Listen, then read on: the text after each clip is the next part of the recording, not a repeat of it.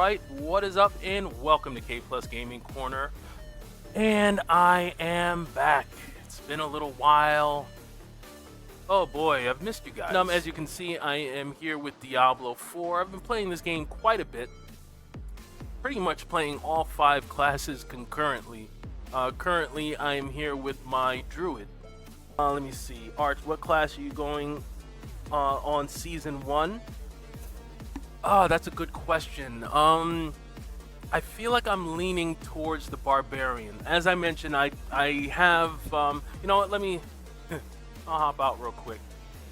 You can see, Steve game. I'll show you guys.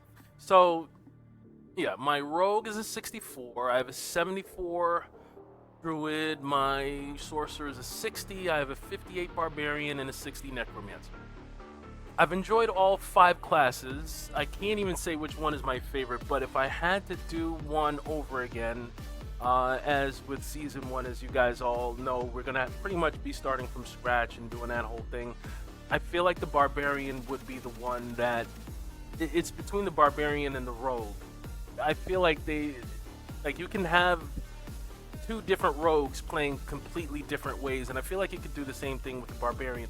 The Druid is similar, but in terms of the gameplay, I feel like I've had the most fun with my Barbarian.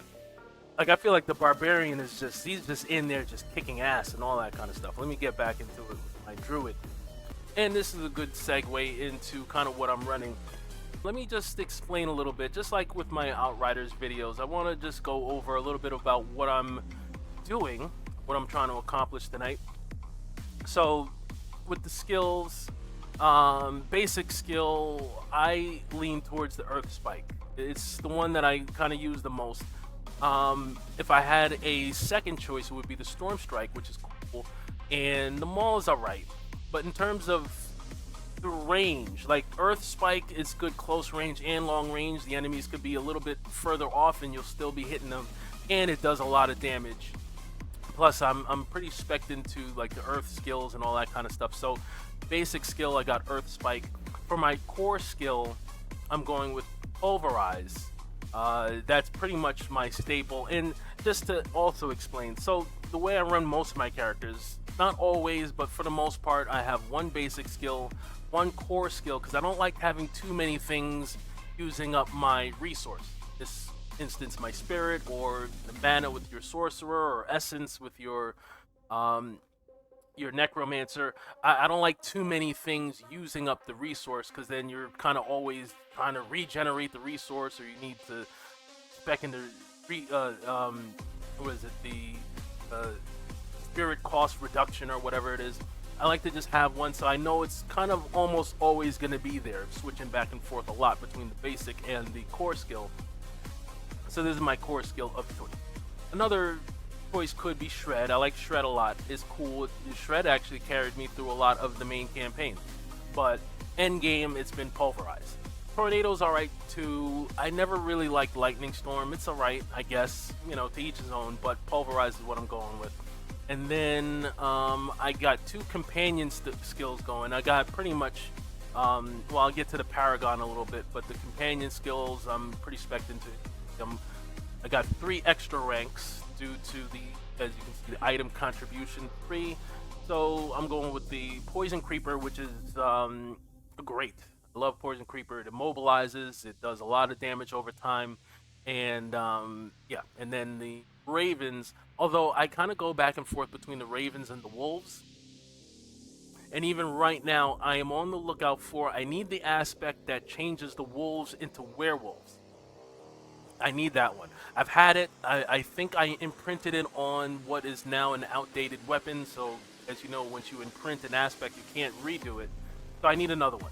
I need another one that's going to turn these, and then I'm going to switch these because I've gotten some pieces that is going to make this really interesting, including one of those aspects that gives you 1 extra companion. So I can have 3 wolves running around. I tried it with the regular wolves, but I'm like, no. I need the werewolf. I need the werewolf. But either way, right now I got 2 companion skills. Got that going. I got Boulder, which Boulder is, I almost use it defensively. Like I run up in an encounter and I'm you know, the boulder is like you're bowling. You know what I mean? You throw it out, it knocks enemies back, it knocks them over, it knocks enemies into other enemies, and it does a lot of it causes chaos basically among the enemy ranks. So I enjoy the boulder. Plus, it's a 9-second cooldown, so you almost always have it ready to go. So that's that. And then for the ultimate, I have the Cataclysm. I was doing the lacerate for a little while, but the lacerate is cool until the enemy steps out of it or they teleport away or something happens where now you feel like you've kind of wasted it. This, it lasts for a while and does a lot of damage, and you know, twisters knock enemies back, and lightning striking wildly is pretty good. And then for my passive, I got the Nature's Fury, so casting an Earth skill, which I got a couple Earth skills going. It has a 30% chance to trigger a free Storm skill of the same category. So I almost always have a Tornado or a Hurricane going on, or Hurricane because I'm doing this, and then there's no real Earth skills up here. But either way, you get the point. Anyway, so that's with the skill tree. So with the Paragon, let me zoom out a little bit. Got the basic one. Then over here, I'm doing I got the Werebear damage. Let me see. What was the legendary over here? Spending 75 spirit, you get 30% increased damage for 5 seconds. And so I guess there's still a little bit more I could do in here, but I'm pretty much done with this board, and I'm kind of just now kind of getting into the third board, where I'm going to be making my way down to more Werebear skill damage. I'll make my way over to legendary node eventually. I mean, it's gonna take a little while, but you know. And then I got my third glyph.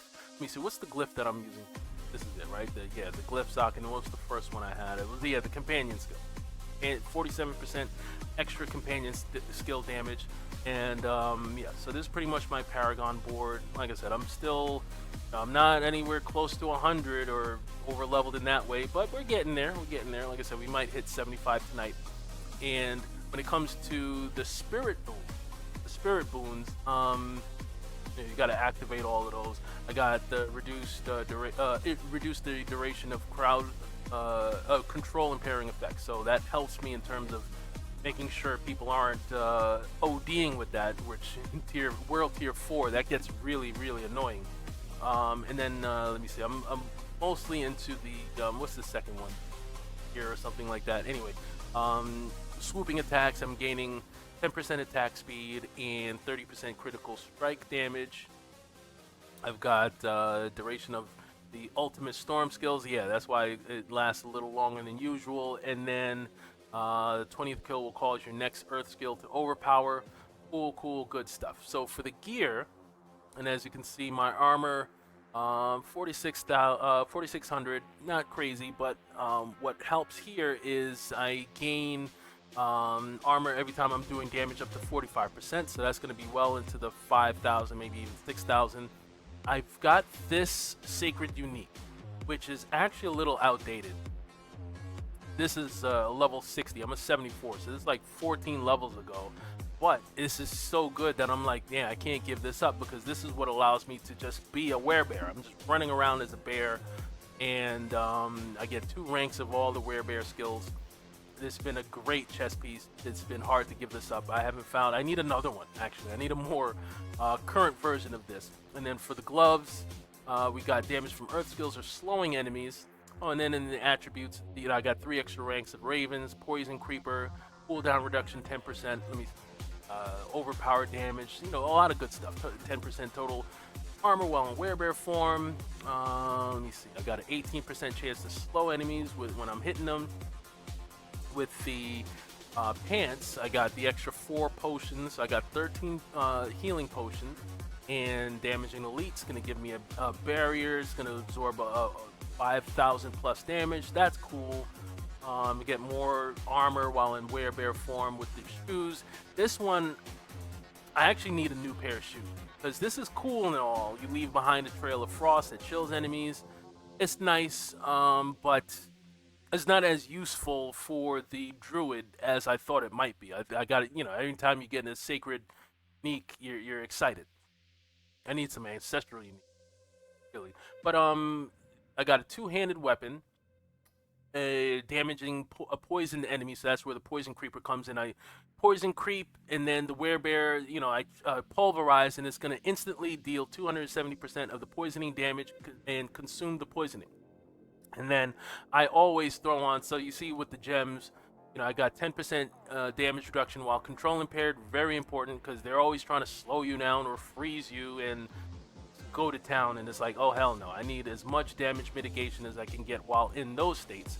And then I also need the topaz gems for the basic skill damage, because I like speccing into this basic skill damage. You pretty much spamming that all the time. So I got 87% basic skill damage with weapon plus 100% overpower damage, and like I said, damaging poison enemies is gonna do a lot of damage and mess them up. So for the amulet, this is where I'm getting some attack speed. With the two-handed weapons, you see that 0.9 attacks per second. Slow weapon, no, you need to speed that up. So I needed the 42% extra attack speed. And let me see. Then also my pulverize is also an earth skill. Like I said, I'm I'm into the earth stuff. So casting pulverize is gonna cause basically earthquakes under the enemies, dealing a little bit of damage. It's not bad, but it helps. It helps. And then I'm also just shooting out a shockwave with my pulverize that travels forward. I actually have a better one.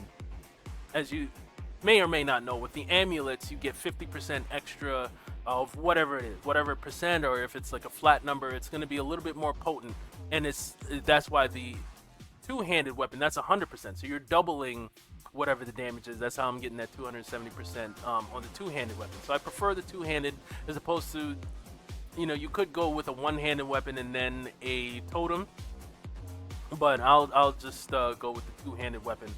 I'm trying to see if I could fit this in, but I don't want to lose the attack speed. But what I am looking into is if I can get that piece that gives me the werewolves as opposed to the wolves. I'm going to switch things up a little bit. I have a faster weapon where I wouldn't necessarily need the attack speed, and then I could throw that amulet up there, and then I would have that weapon. I think it's in my stash right now. As you guys know from Outright, my stash is bursting at the brim. It's pretty full, but it is what it is.